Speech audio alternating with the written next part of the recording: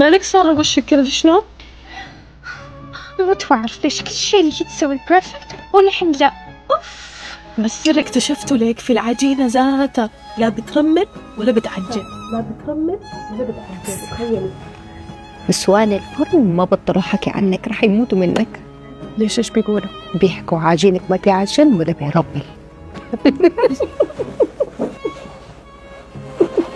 قومي قومي قومي بسرعة قبل ما اسمعك.